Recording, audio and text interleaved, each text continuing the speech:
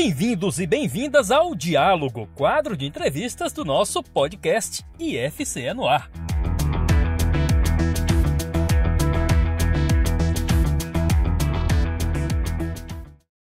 Olá, meu nome é Andressa Souza, sou jornalista do campus de Canindé e hoje nós estamos dando continuidade à nossa série de diálogos sobre os impactos da inteligência artificial em diversas áreas. Hoje a nossa conversa é sobre inteligência artificial e os impactos nas relações de trabalho e no mercado de trabalho. Conosco a professora Artemis Martins, do campus de Canindé. A professora Artemis é pedagoga, tem mestrado e doutorado em educação e discutiu o tema de trabalho, tecnologia e educação na sua tese de doutorado. Professora Artemis, seja muito bem-vinda ao IFCE no Ar. Obrigada, Andressa.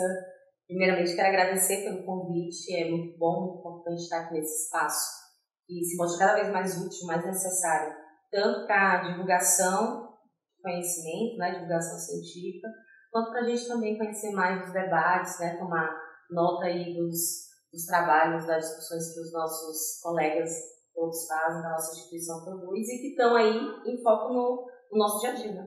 Exatamente, porque esse, inclusive, é o terceiro episódio da nossa série de conversas sobre as inteligências artificiais. Nós já conversamos sobre o impacto na educação, nas práticas pedagógicas, na pesquisa e na inovação.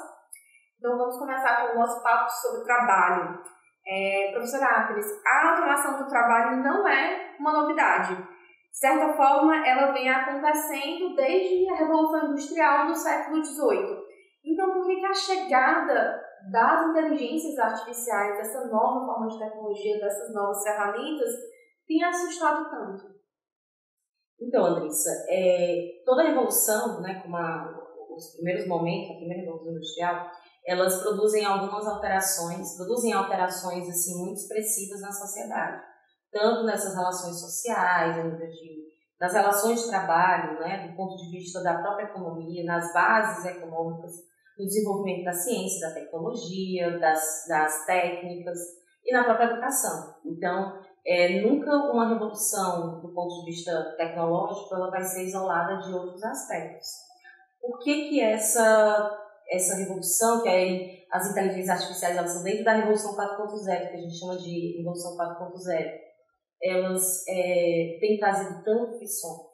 Porque, veja bem, nos outros momentos, outras revoluções que nós tivemos, a gente passou pelos processos de automação do trabalho, e é natural, isso é importante dizer que qualquer sociedade, em qualquer época, tem as suas tecnologias, desenvolve as suas tecnologias, desde o fogo, da roda, Então, é natural que a humanidade tenha desenvolvido essas técnicas e ferramentas para otimizar o seu trabalho, mas algo em comum permanecia, que era o caráter subjetivo do trabalho. O que seria esse caráter subjetivo do trabalho?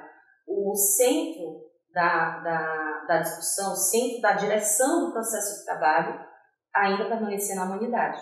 Então, são seres humanos, mesmo com as polias, com os pistões, com todas as engrenagens aí que foram surgindo, com a indústria a vapor, as outras indústrias que foram se desenvolvendo, quando a gente vai olhar, apesar disso, de todas essas exceções, a gente permanece com a centralidade ainda na subjetividade humana, no caso, na participação e na direção do processo de trabalho ainda a partir da humanidade.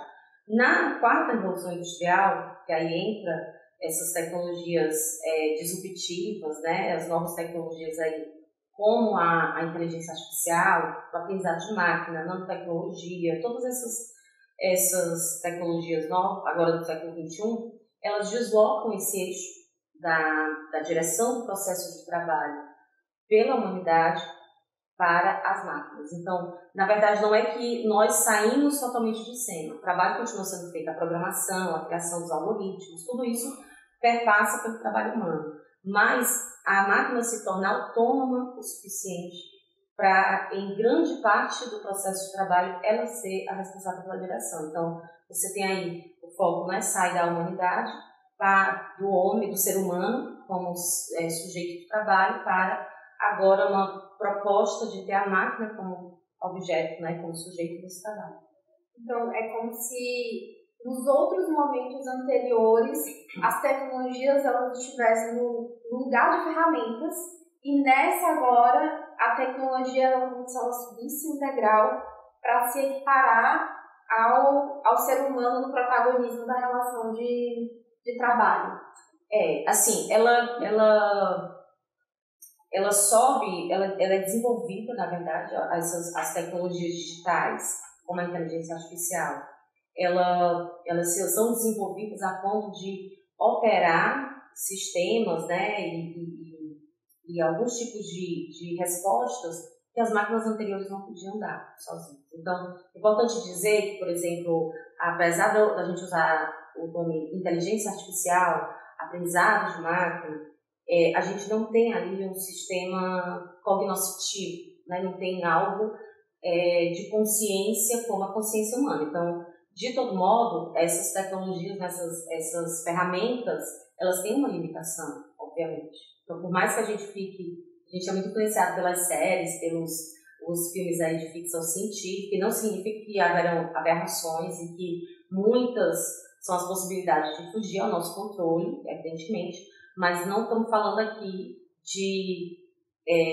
ferramentas que vão, por exemplo, ter a capacidade de trabalhar com a abstração ou com a teleologia, que é uma capacidade que só nós humanos temos, de trabalhar com a hipótese, de imaginar o futuro, de trabalhar com algo, inclusive, que a gente ainda não vivenciou completamente. Então, a máquina não tem essa capacidade.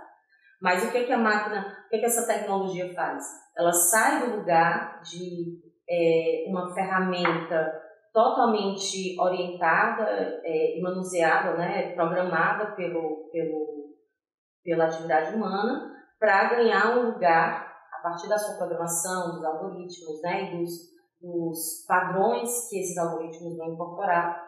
E aí vale dizer que o ChatGPT não está conversando com a gente, por exemplo. Ele está elaborando respostas, ou seja, para ele são algoritmos que estão respondendo àquela questão dentro de um campo léxico, né? Um campo de respostas, um campo de comportamentos, de padrões, inclusive humanos, que ele vai formulando ali, fazendo algumas elaborações. Então, é uma inteligência artificial, porém bem lembrada mecânica, né? Então, a gente vai ter, sim, esse progresso, e é por isso que essa revolução, a indústria 4.0, é algo que tem ganhado assim, tanto impacto, né, no debate público. Que é o importante da gente destacar, né, que a máquina não são. Isso.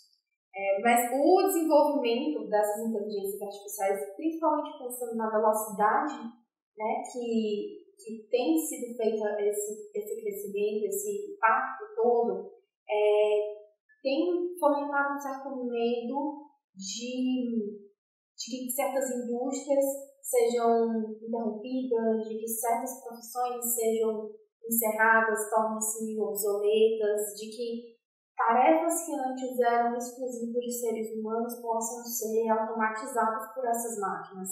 Então, como é que você imagina que isso pode acontecer? Se já existem alguns indicativos de empregos que podem desaparecer, se essa tendência de fato se concretizar, que setores da economia podem ser mais impactados nesse sentido de cessão, de diminuição ou até mesmo de encerrar as atividades?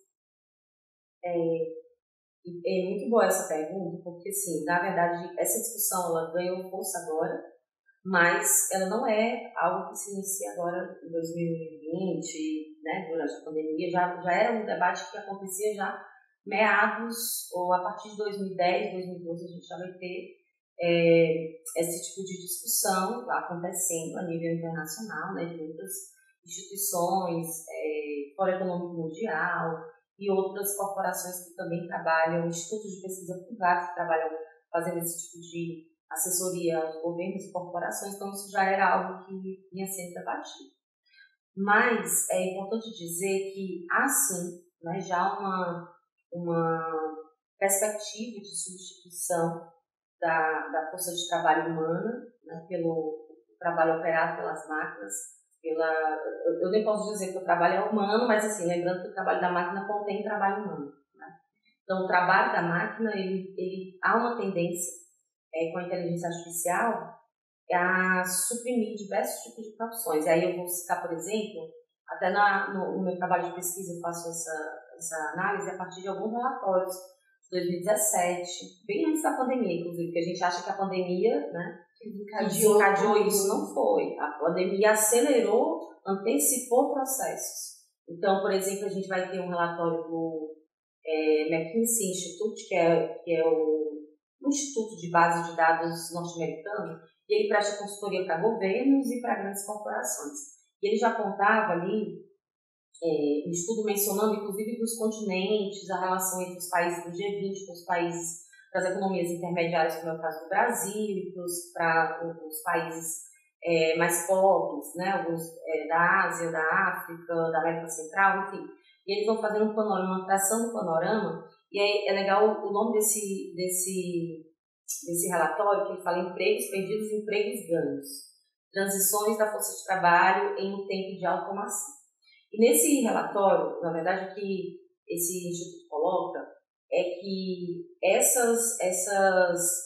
as categorias de trabalho que estão mais relacionadas aos serviços, estão mais relacionadas a operações que não são necessariamente relacionadas ao trabalho de cuidar, ao trabalho reprodutivo, e aí é uma outra categoria importante se falar mais do que seria o trabalho reprodutivo, saúde, educação, cuidado de idosos, cuidado de crianças, pessoas com deficiência. Então, esse tipo, cozinhar, limpar a casa, trabalho doméstico, né, como um todo. Então, esse tipo de funções são as funções que eles já apontam como havendo menor risco de automação.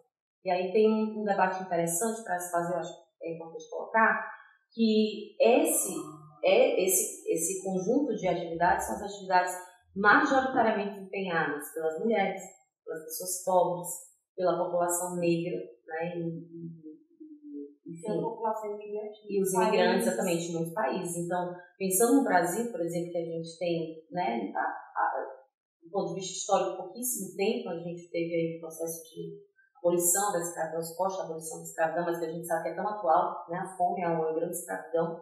Então, essa transformação na divisão internacional do trabalho, ela na verdade já existe, sempre existiu para a população pobre e negra, imigrantes, as populações marginalizadas, né?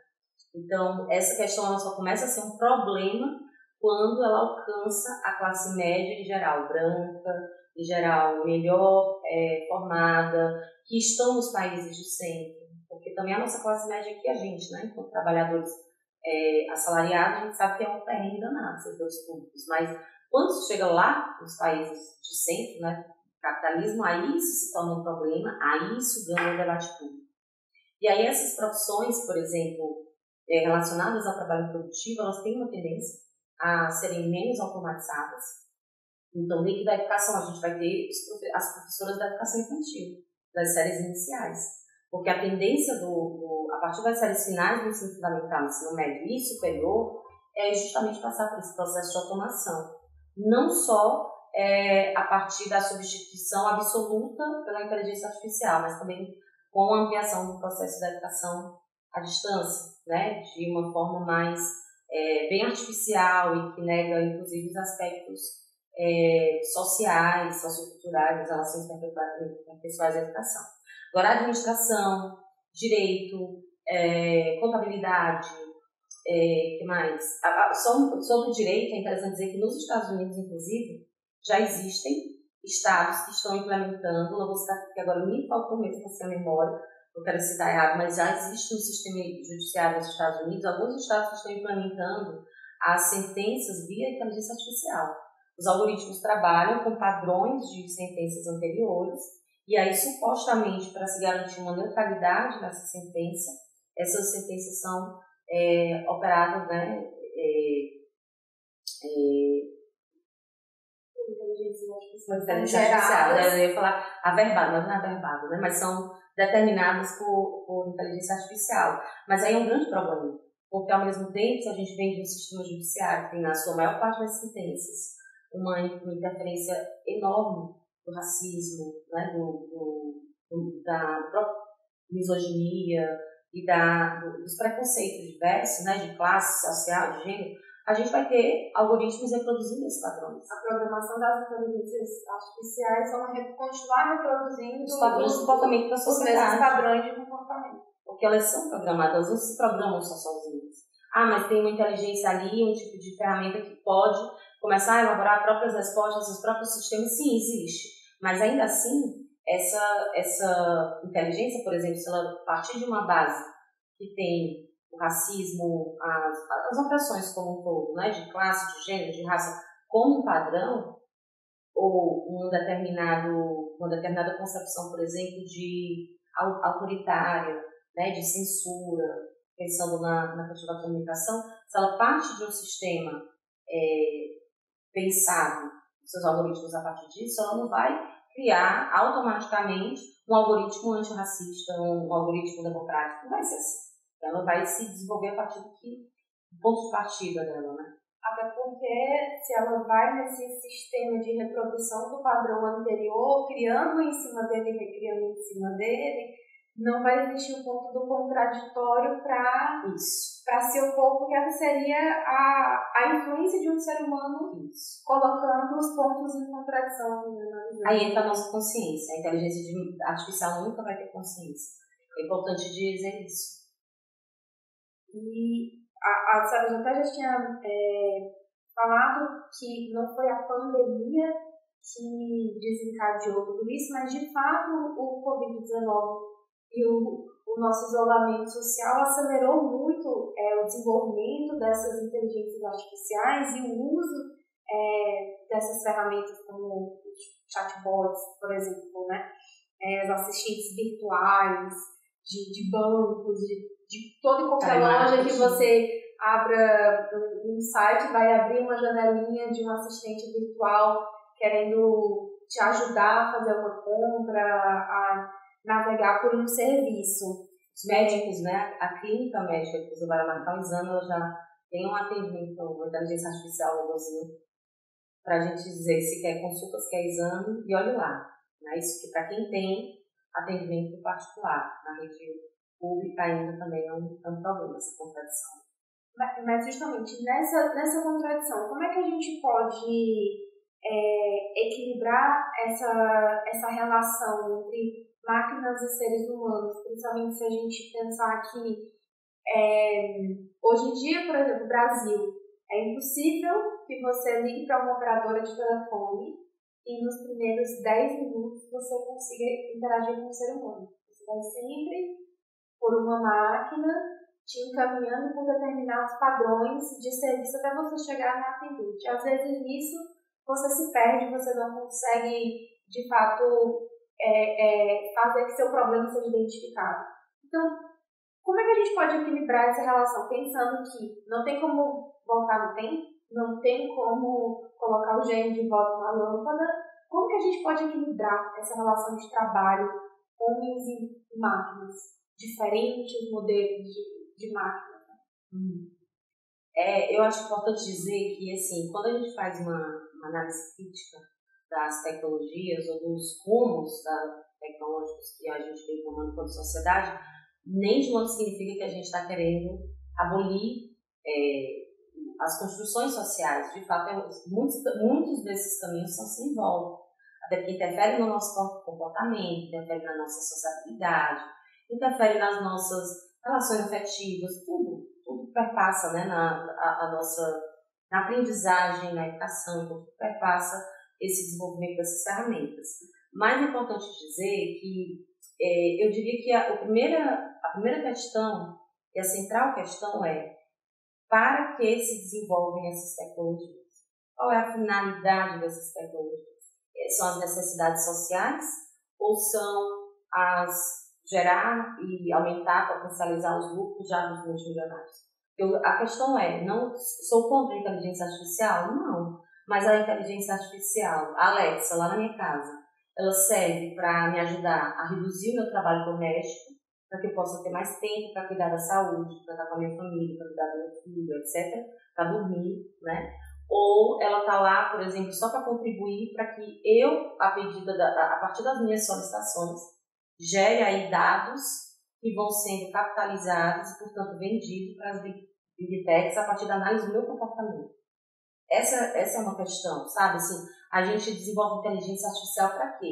É para diminuir a jornada de trabalho das pessoas e dar uma qualidade maior de vida, para que as pessoas, ao invés de trabalharem 8 horas, possam trabalhar 4, e aí as outras 4 horas elas poderiam ir ao teatro, elas poderiam estar com seus filhos, ensinar tarefa de casa, ir ao médico, fazer um exame, dormir, se alimentar, cozinhar para se alimentar melhor. Para que a gente tem inteligência artificial, entende?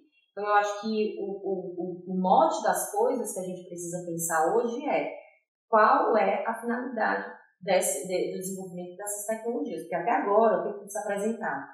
Esse mesmo relatório que eu citei, né, do McKinsey Institute, ele vai apontar que até 2030, isso ele é de 2017, tá? Até 2030, 1/4 dos empregos do mundo, e na verdade não empregos, das profissões do mundo seriam extintas.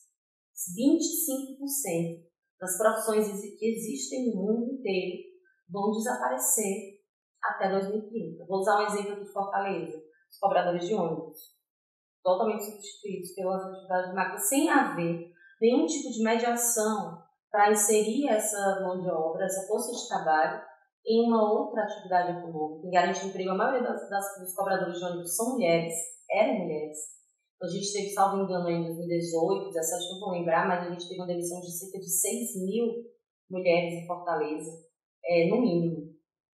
Mães de família, né, que são responsáveis, chefam suas famílias desempregadas sem nenhum tipo de mediação para poder fazer uma transição, uma suposta transição, que inclusive é uma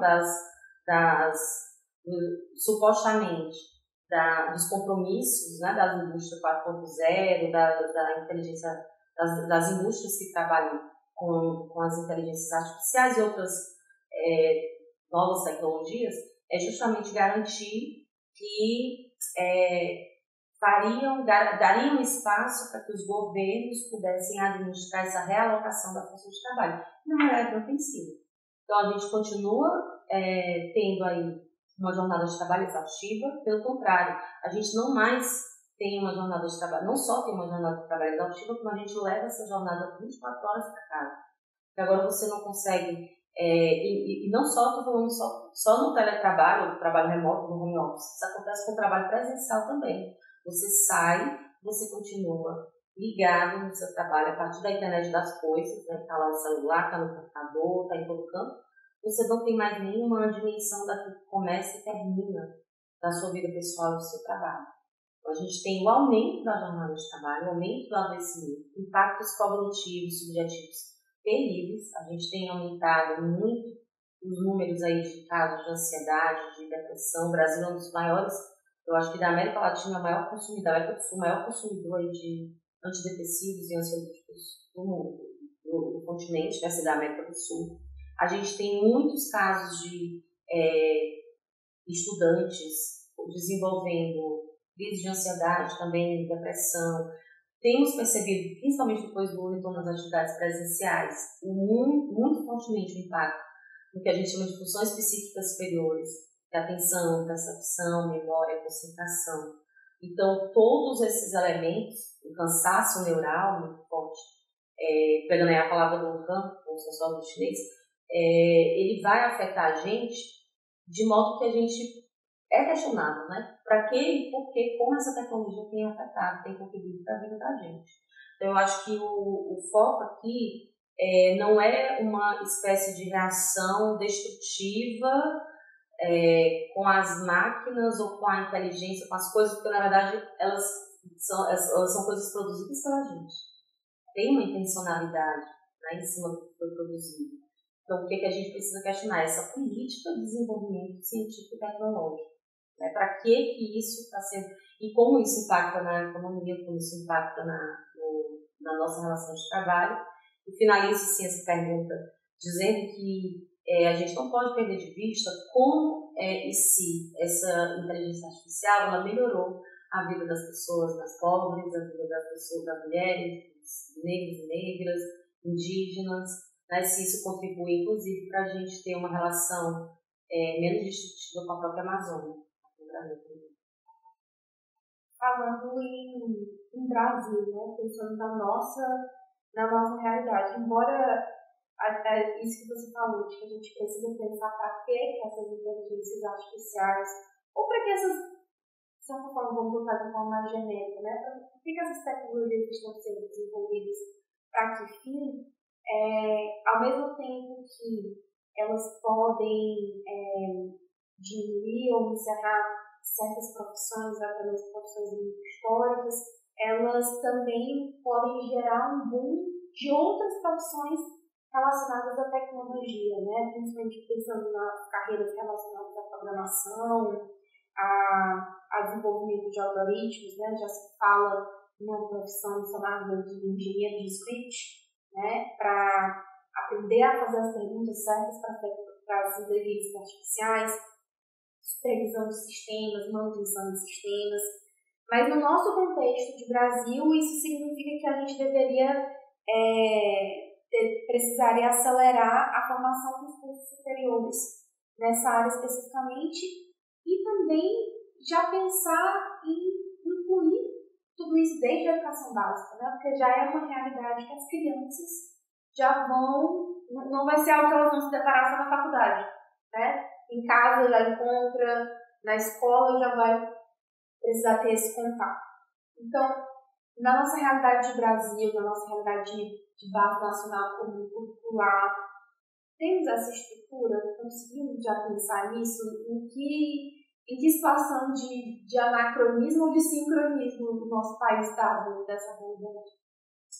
Eu acho que a gente está bem sincronizado, inclusive, porque não tem como separar base nacional comum curricular, não tem como separar a reforma do ensino médio do debate sobre a indústria 4.0, a revolução 4.0, logo, né, o desenvolvimento de todas essas novas tecnologias. A gente está falando muito da inteligência artificial, mas tem muitas outras, né?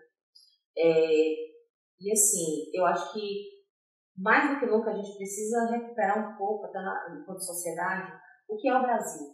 A gente está falando de um país que foi o último país a abolir a escravidão, né, que tem uma população, na maioria da sua população, sobrevive com muito menos de um salário mínimo, e sabendo que o salário mínimo não garante a gente as condições de sobrevivência. A gente saiu aí com um marco de mais de 30 milhões de pessoas em situação de fome.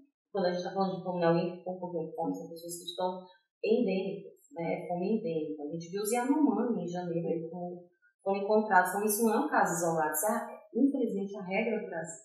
Então, estamos falando de uma sociedade que, historicamente, é desempregada e tem a informalidade do seu trabalho. A grande esmagadora maioria da população brasileira nunca trabalhou com emprego formal, não tem direitos trabalhistas, quando tinha, né? Não teve acesso à aposentadoria, quando tinha. Tudo isso é muito novo e, ao mesmo tempo, são conquistas que duraram pouquíssimo tempo, que era aí, sei lá, dos anos 80, né? 88 com a Constituição Federal, e mal a gente estava tentando amadurecer, já foram retiradas aí no início agora do século XXI. Então, é importante dizer que essa correlação de forças nessa corrida tecnológica, ela não vai se dar de modo igual. O capitalismo no Brasil, a pobreza no Brasil e a riqueza no Brasil não é igual ao capitalismo, a riqueza e a pobreza nos Estados Unidos, ou na Alemanha, ou na França, não é a mesma coisa.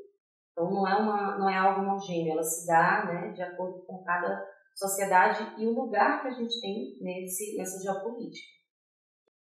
Professora, o atual governo federal brasileiro pretende fazer uma revisão da reforma trabalhista. Esse assunto da regulamentação da inteligência artificial cabe nessa proposta ou merece uma regulamentação à parte? Como que a gente pode conduzir essa regulamentação sem prejudicar a oferta de empregos, mantendo ou retomando uma proteção aos direitos trabalhistas, uma proteção aos trabalhadores, mas também sem boicotar ou sem barrar o desenvolvimento da produção brasileira? Então, com certeza o assunto da regulamentação do uso de inteligência artificial, da automação do trabalho, né, via inteligência artificial, cabe dentro do debate sobre a as revisões aí necessárias à questão trabalhista, né, a legislação trabalhista, e parte disso tem a ver porque, como eu já tinha colocado, a questão da gente ter aí o horizonte da finalidade social, as necessidades sociais como objetivo, né, do desenvolvimento e da implementação da inteligência artificial, isso diz respeito às condições de trabalho dos próprios trabalhadores. Então, a gente vai pensar, por exemplo, qual a aplicação quais os impactos, né, da inteligência artificial, por exemplo, numa possível redução da nossa jornada de trabalho. Quais as contribuições para que a gente possa, sem redução dos salários, né? É importante dizer isso. Então, como a inteligência artificial, no âmbito da legislação trabalhista, ela pode servir para que a gente possa avançar ou recuperar direitos que historicamente foram perdidos. E aí eu volto à história da jornada de 30 horas, porque é algo, inclusive, pauta dos servidores, né, técnicos dentro da Rede Federal de Ensino, porque isso sim tem um impacto sobre a saúde do servidor, sobre a questão das possibilidades de capacitação, de formação pessoal, de ter mais qualidade de vida, né, mais tempo com a sua família, poder se alimentar melhor, dormir melhor, enfim. Então, há um impacto é possível que essa implementação, que essa regulação, ela seja, né, tenha como objetivo garantir uma melhora na qualidade de vida e também sem perder a produtividade, sem perder a qualidade do trabalho e, evidentemente, sem barrar nenhum tipo de desenvolvimento de nenhum campo da indústria. Acho que é sempre importante a gente pensar como a inteligência artificial tem ajudado no nosso cotidiano, né? Como ela tem contribuído no nosso cotidiano. Então, se a gente regulamenta um determinado tipo de profissão, e aí vou dar o exemplo, né, se a gente automatiza um determinado tipo de profissão, como foi o caso dos cobradores de ônibus aqui em Fortaleza.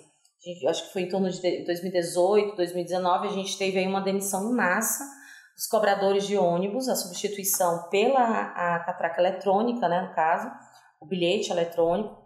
E esse processo de automação, ele lançou no desemprego milhares de profissionais que não receberam nenhum tipo de suporte, nenhum tipo de qualificação, nenhum remanejamento, não houve nenhuma política de realocação dessa força de trabalho em nenhum outro setor. E vale dizer que a maioria desses trabalhadores, né, dos cobradores de ônibus, na verdade são cobradoras de ônibus, eram mulheres, chefes de família, mães solo. Então tem todo um impacto aí sobre uma cadeia econômica, né, diversas comunidades, que a automação foi utilizada de uma forma prejudicial, uma forma em que não combinou aí o desenvolvimento da indústria, né, da economia, da tecnologia como um todo, a qualificação ou a inovação dos serviços com as necessidades sociais. Então, acho que é fundamental, é necessário haver essa regulação. É importante que essa regulação, volto a dizer, seja acompanhada de um plano gradual de realocação dessa força de trabalho, pensando inclusive no que a gente precisa, né? Eu falei sobre a questão da indústria da construção civil, por exemplo. Nós temos um déficit de habitação popular no Brasil imenso, milhares de famílias sem habitação, temos déficit, por exemplo, no transporte público. A própria malha rodoviária já se mostra insuficiente para o tanto de escoamento de pessoas, de mercadoria que a gente tem. Por que a gente não pode investir, inclusive nessas indústrias que fazem parte do cotidiano imediato das pessoas? Por que não utilizar a automação, a inteligência artificial para aplicar nos segmentos em que não vai haver um impacto, né, só da qualidade do serviço prestado, mas que também e que não distorça a finalidade da atividade, porque uma coisa é você ser atendido por uma inteligência artificial no call center, outra coisa é você ser atendido no consultório médico por uma inteligência artificial. Então, né, é importante demarcar isso. Então, haver esse mapeamento, esse estudo, e elaborar uma política de planejamento de fato, né, para que possa permitir e implementar a automação de modo que os nossos serviços públicos, os serviços como um todo, né, a própria oferta de prestação de serviços não seja impactada negativamente e que a gente possa garantir a realocação, né, uma política de empregos melhor qualificados, com uma jornada de trabalho mais justa, com uma remuneração digna, né, as condições dignas de trabalho nos segmentos que são mais necessários ao Brasil. E aí, por exemplo, né, já coloquei esses elementos, e vale dizer que a educação, nesse caso, vai cumprir um papel importantíssimo, porque a gente vai ter que, a partir dessa demanda, dessas novas demandas, a gente também precisa pensar quais são os cursos, quais são as ofertas, qual vai ser a nossa política de educação profissional, por exemplo, adotada na Rede Federal de Ensino para atender essa nova demanda, desse novo momento. E aí a gente pode, de fato, ter quem sabe, um cenário de um Brasil muito mais autônomo, mais soberano, do ponto de vista científico, tecnológico e econômico também. Professora Artemis, muitíssimo obrigada por ter aceitado participar dessa edição especial do quadro Diálogos no IFCE no ar. Nós nos encontramos no próximo episódio, continuando com as discussões sobre os impactos das inteligências artificiais, dessa vez no campo das artes.